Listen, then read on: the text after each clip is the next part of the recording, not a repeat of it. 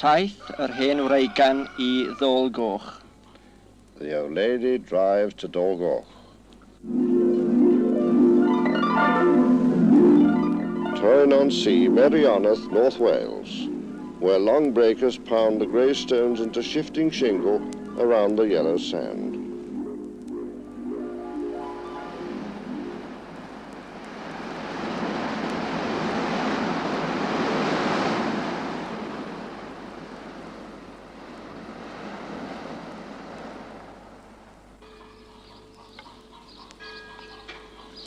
Talyllyn sleeps late on a Sunday, for in Wales the Sabbath is traditionally and passionately observed.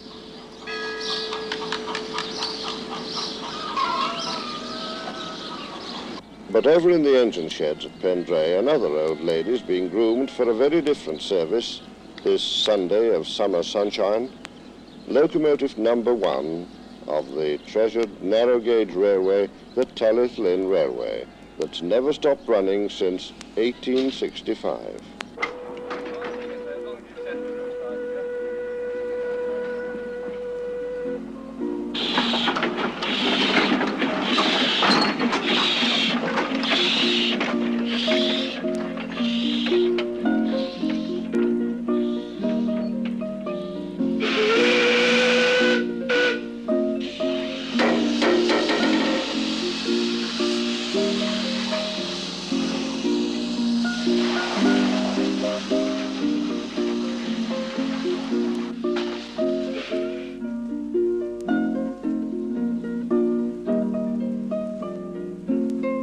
Talyllyn Wharf Station. It really was a wharf once, where the slates from the quarries were shipped into the mainline trucks of the Cambrian Railway, later to be merged with the Great Western Railway, and now, of course, the western region of British railways. But the passing trains still salute the little Talyllyn, and with courtesy as befits an old lady, locomotive number 1, Talyllyn herself, graciously, if hoarsely, whistles back. In the booking office, activity increases.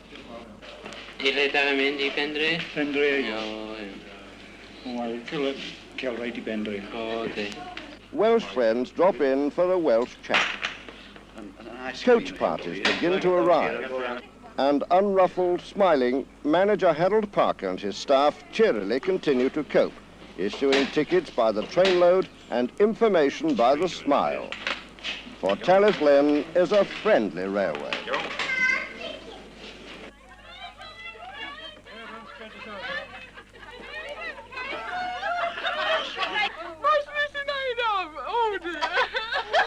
It sounds as if you're enjoying yourself.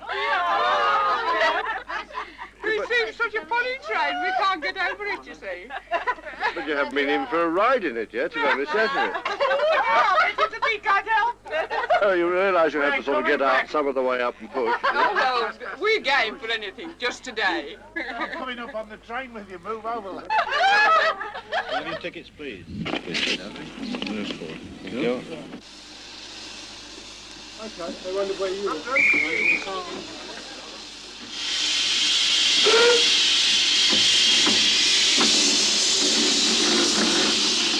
And with all that laughter, a very full train leaves with a cheer from the crowd, and off they go from Wharf Station.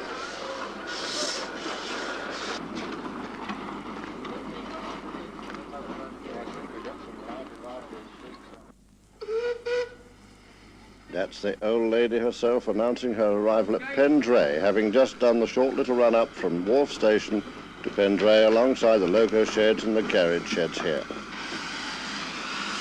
Pauses here while level crossing gates are opened. A full train.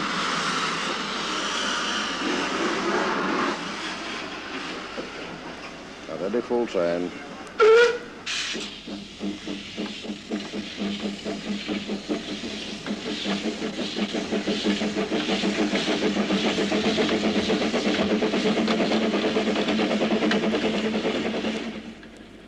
Over the flat, level grassland towards the never nearer mountains. To Bryn Bass, once a spa but never famous for its waters, with a loop where Edward Thomas exercises the gentleman's prerogative and waits for the old lady.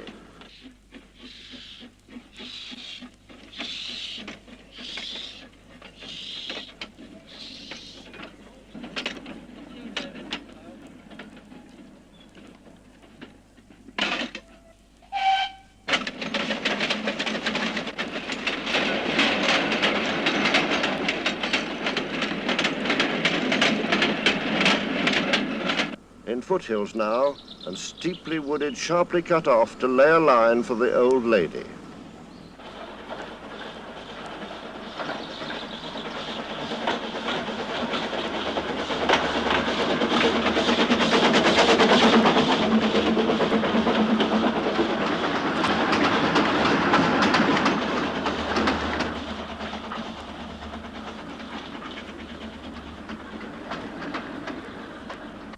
Here's the old lady with a heavy train just reaching Dolgoch.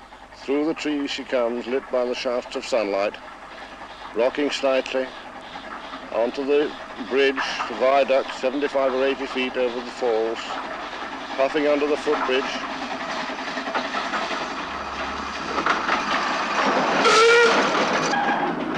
And down below me the open trucks go by, crowded with holidaymakers.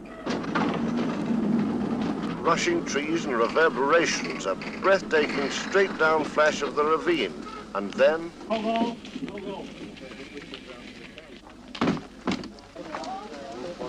4:45, that. 4:45. Have you? Oh, you've won some. 4:45. Oh, where is it?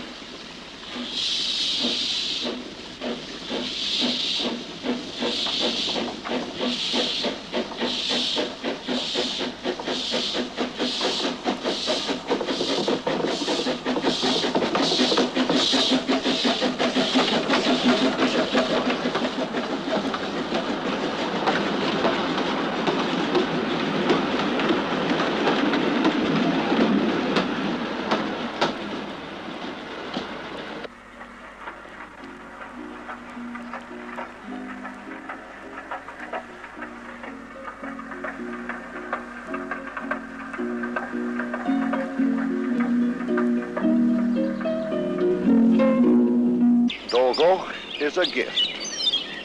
Presented by a leading citizen of Talyllyn-on-Sea, its donors stipulated it must always be preserved as a beauty spot for the benefit of the people of the town. I wonder if he realized how many visitors from all over the world have since blessed him for his generosity. Folded into the mountain under a carpet of tufted green treetops, hiding the narrow ravine from first sight, so that only the sound of a mighty head of water, cascading in 3 great falls, hints at the spectacular splendor below.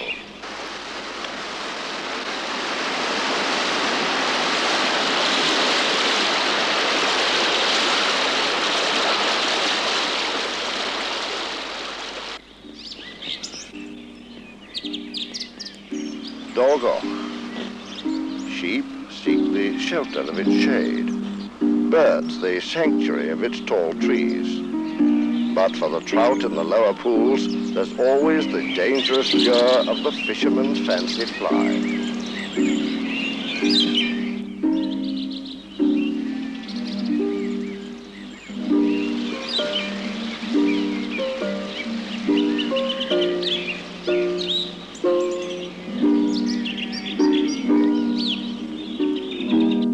You must climb to see Dolgoch, steep stairways of natural rock, and tramp along many sloping paths, cross rivulets by slate stepping stones to find the full fragrance of its fern and bracken, the dappled gold beneath the trees, and always within the sound of leaping water and the song of countless birds.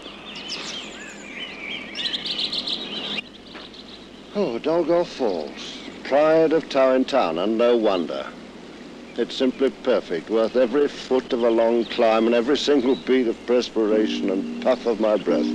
Just the place. No wonder people ride up on the old lady to see Dolgoch Falls.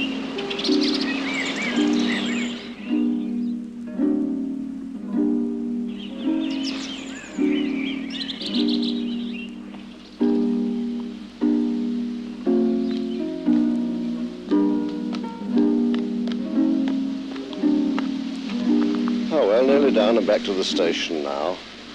Now, the tragedy is that the old lady who brings so many people up here to Dolgoch Falls, well, she'll never see the falls herself.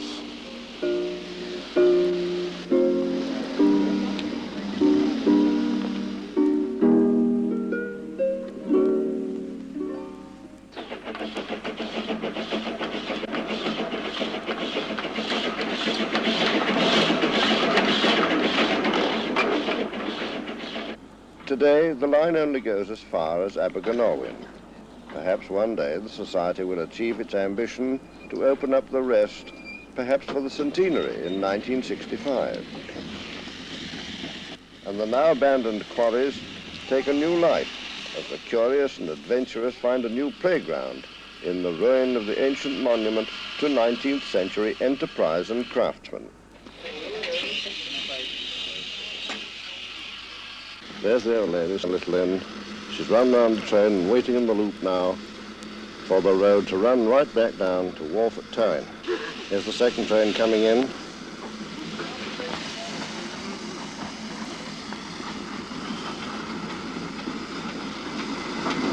And it's number 4, Edward Thomas,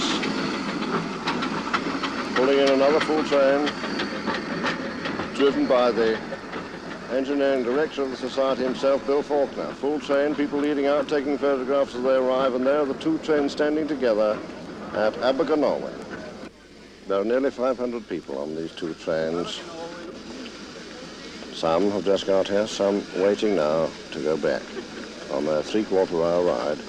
Most of it down this slope through this simply wonderful valley. This narrow valley, only maybe a 1/4 mile wide, with lush-looking fields and the road running down it, and up the bank to the other side, right up again high, 700, 800, 900 feet above us. More of these most attractive, colourful Welsh hills. At Abergynolwyn, the old lady waits for Edward Thomas. They exchange whistles and depart.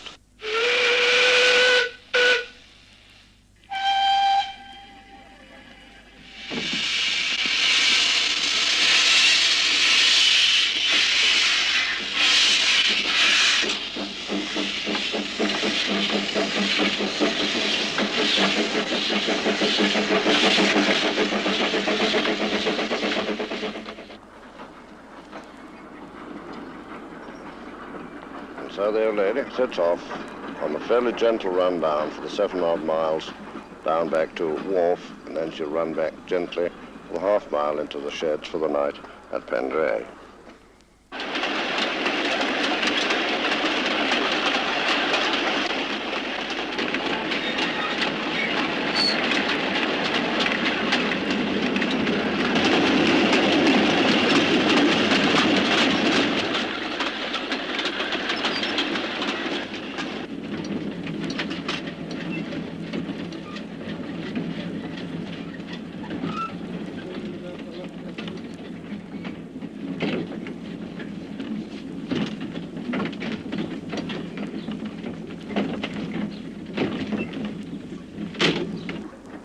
Now the passengers alight. They're all laughing, happy, and very well content. The Talyllyn Town Band goes swinging by to add a jolly note to a joyous day well spent on the friendliest railway in the world.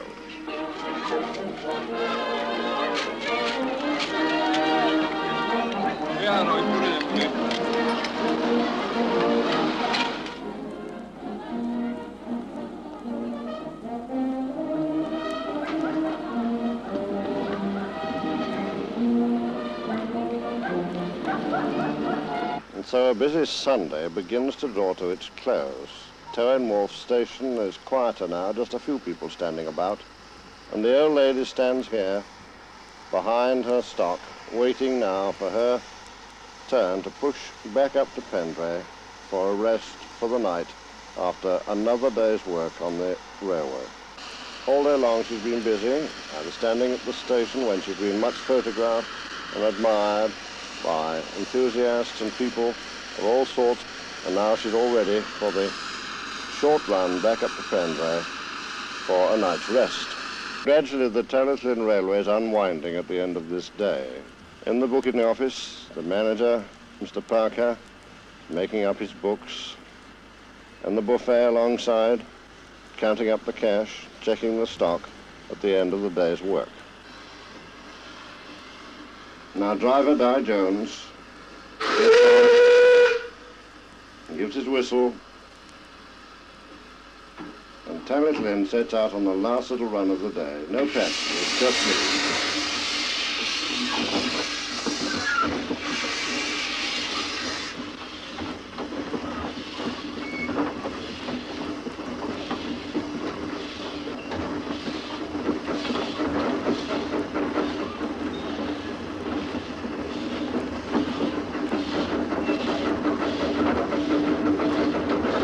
Now from Wharf Station, under the road bridge.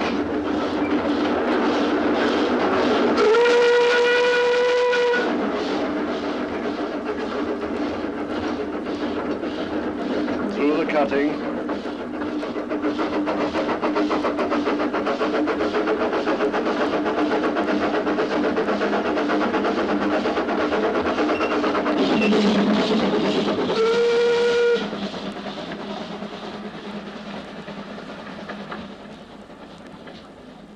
So we draw slowly into Pendray.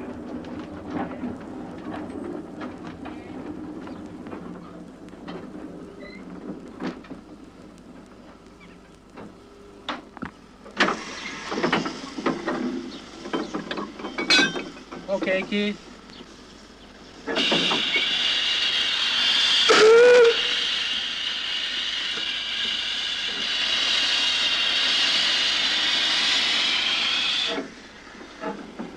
The old ladies push the stock that she's been working today into the loop at Pendray. It runs back onto the main line. She'll come forward now to go into the shed for the night. And after the busy day, like all the old ladies, she has a little toilet. The fire's been taken out. There's still enough steam in to move her forward, and she's moving forward in a moment to the water tower. Now the last drink. Driver Di puts in the water hose. Now the old lady's had a drink, refreshed.